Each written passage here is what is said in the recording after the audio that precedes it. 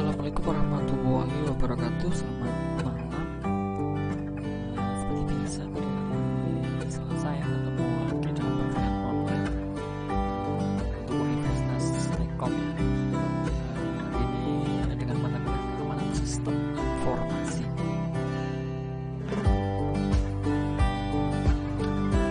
Dikarenakan situasi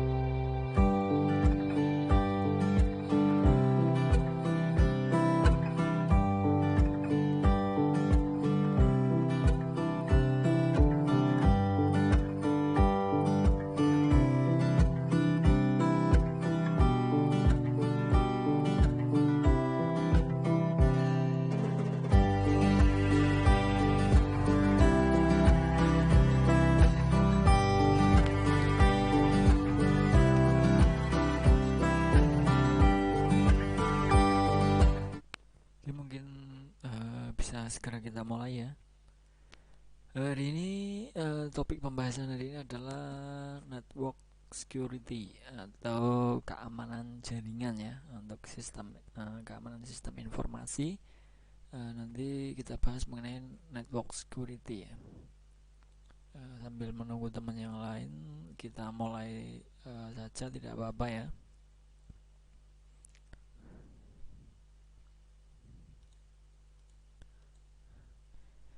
Network security, apa itu? Jaringan komputer, dua atau lebih komputer yang saling interkoneksi dan dapat saling bertukar informasi. Nah, jaringan komputer terbagi atas beberapa lapisan yang saling independen satu sama lain.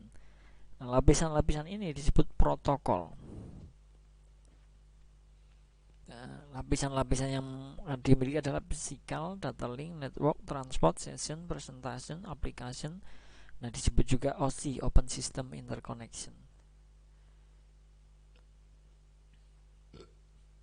Itu adalah beberapa protokol ya, bisa dikatakan protokol atau lapisan-lapisan yang ada di jaringan komputer ya. Mungkin kalian sudah paham ya mengenai hal ini ya.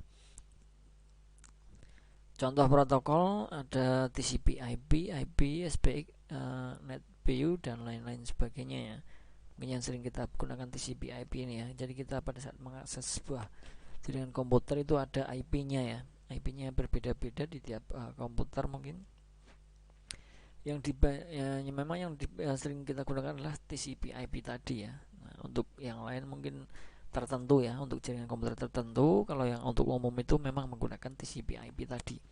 Terdiri dari 4 lapisan, ada link, lapisan OSI 1 dan 2, ada internet networknya lapisan OSI 3, kemudian transport lapisan OSI 4 dan 5, application lapisan OSI 5 sampai 7.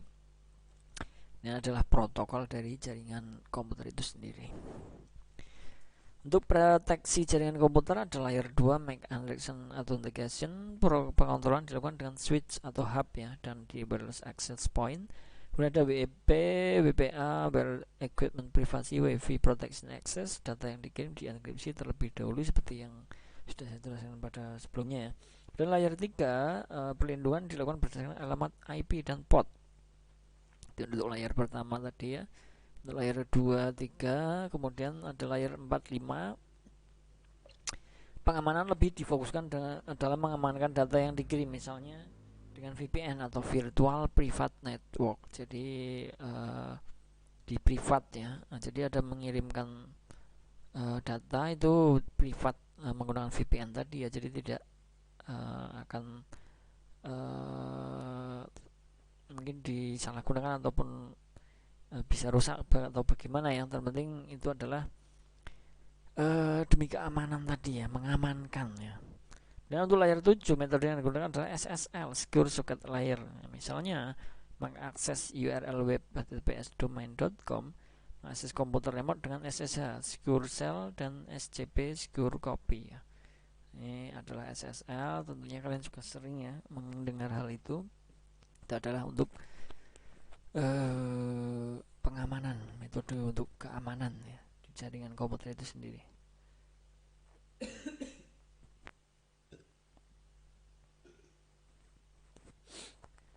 Untuk proteksi jaringan komputer, aplikasi firewall, pemeriksaan dilakukan pada seluruh data yang diterima oleh aplikasi ya.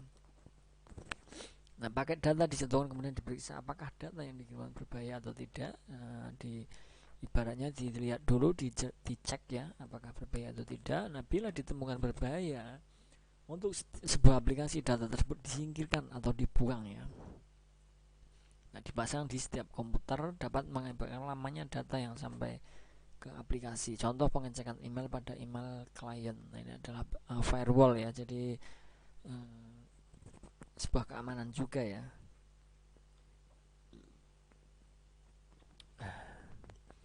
Untuk urutannya dalam aplikasi firewall itu seperti ini kira-kira.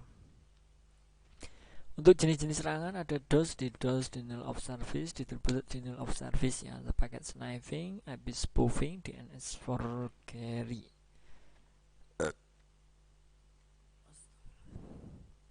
Untuk DDoS atau DOS, suatu metode serangan yang bertujuan untuk menghabiskan sumber daya pada peralatan jaringan komputer. Jadi suatu metode serangan ya yang bertujuan untuk menghabiskan sumber daya, ternyata ada ya jenis serangan seperti itu. Ada SCN flood attack, smurf attack, ping of death, buffer overflow. Untuk SCN flood attack ini dimulai dari klien mengirimkan paket dengan tanda SCN. Nah, pihak server menjawab dengan mengirim paket SCN dan ACK. Kemudian terakhir klien mengirimkan paket ACK, koneksi terbuka. Nah, koneksi akan berakhir bila salah satu pihak mengirimkan paket FIN atau paket RST atau connection timeout. Komputer server mengalokasikan sebuah memori untuk koneksi ini, dikenal dengan istilah three-way handshake. Nah, pada serangan ini sebuah host menerima paket CN dalam jumlah yang sangat banyak dan secara terus-menerus, berdampak pada memori. Memori akan habis teralokasi ya. Ada permintaan baru tidak dapat dilayani karena memorinya habis. Nah, tadi kan untuk CN itu sendiri ya, dia membuatnya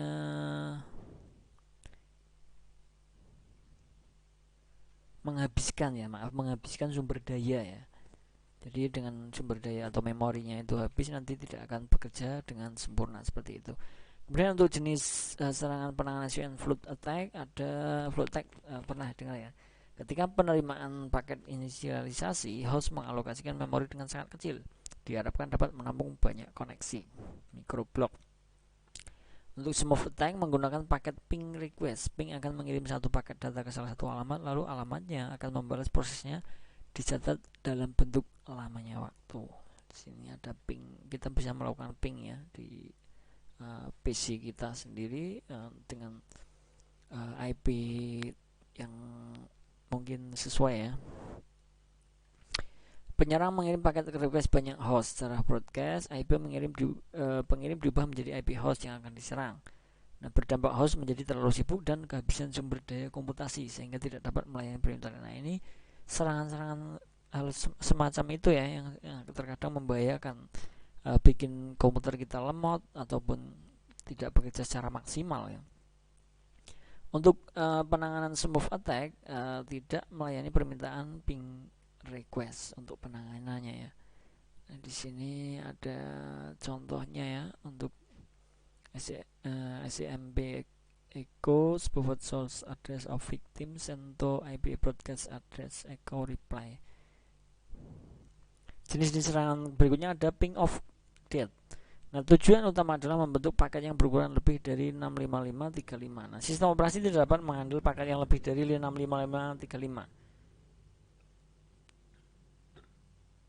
Sehingga mengakibatkan beberapa sistem operasi crash ya. Nah, seperti itu serangan-serangan ping of death ternyata modelnya seperti itu ya. Kemudian yang berikutnya ada buffer overflow.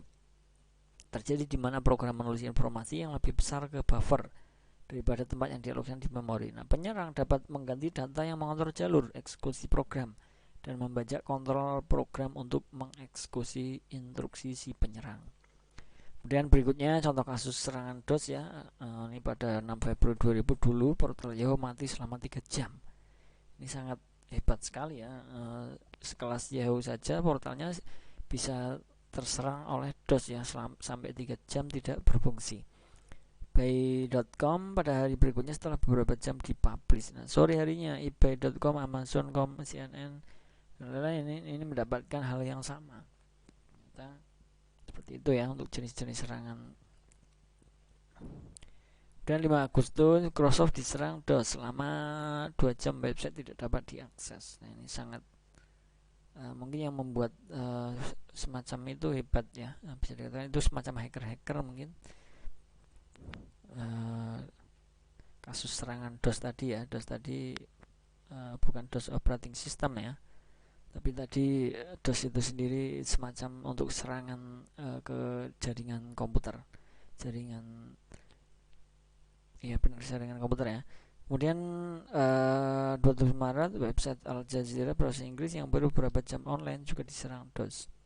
1 Mei 2000 website libertyreserve.com ekransi terserang DOS beberapa hari tidak dapat diakses. Itu ada jenis-jenis serangan DOS yang ternyata membuat jaringan tidak berfungsi bahkan lebih dari 1 hari atau lebih dari 1 jam ya. contoh serangan DDoS, double waktu terjadi penyerangan terhadap 13 surut DNS server, mengakibatkan 7 dari 13 server menjadi mati. Jenis serangan paket sniping, sebuah metode serangan dengan cara mendengarkan seluruh paket yang lewat pada sebuah media komunikasi. Nah, paket-paket disusun ulang sehingga membentuk data, dilakukan pada koneksi broadcast.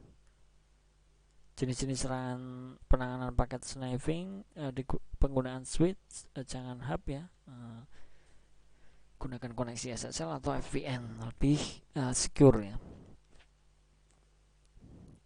Untuk paket sniping sebagai tool administrator berguna untuk memonitoring suatu jaringan terhadap paket-paket yang tidak normal, dapat mengetahui pengirim dan paket-paket yang tidak normal. Jenis IP spoofing, sebuah model serangan yang bertujuan untuk menipu orang, dilakukan dengan mengubah IP sumber sehingga mampu melewati firewall. Pengiriman paket palsu ini dilakukan dengan raw socket programming. Ternyata dia menipu ya.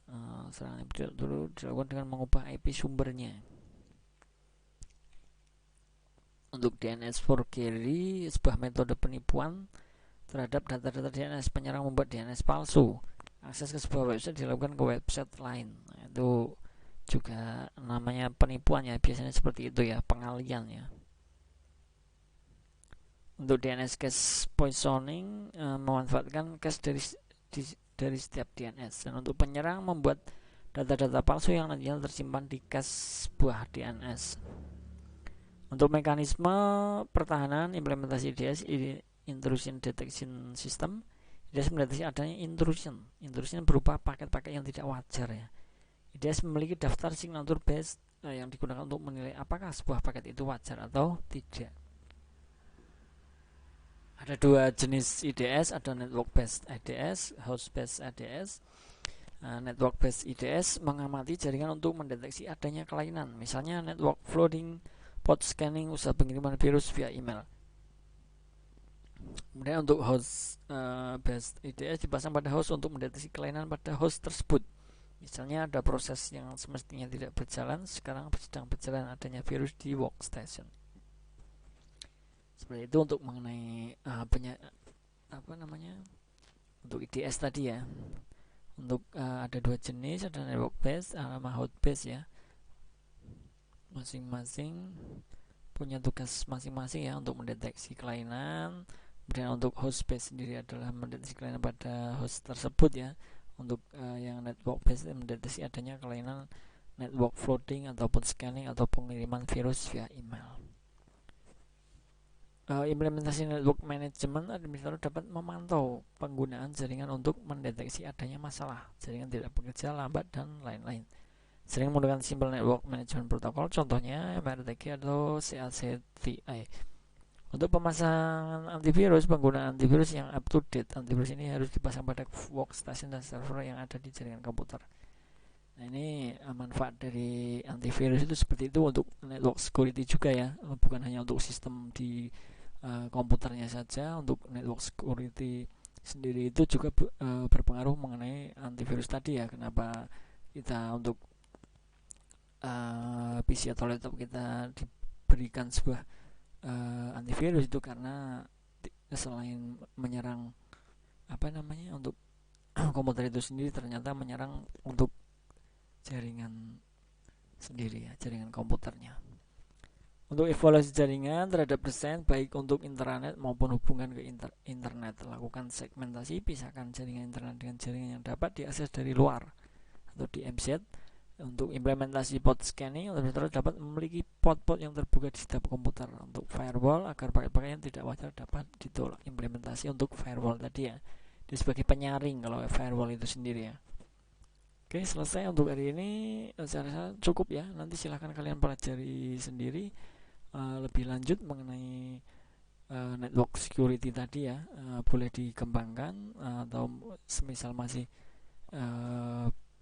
penasaran mengenai yang sudah saya jelaskan poin-poin tadi, silahkan dikembangkan ya. Cari referensi-referensi terkait mengenai network security seperti itu ya. Tidak ada tugas untuk hari ini. Saya rasa semisal ada yang dipertanyakan, silahkan dipertanyakan.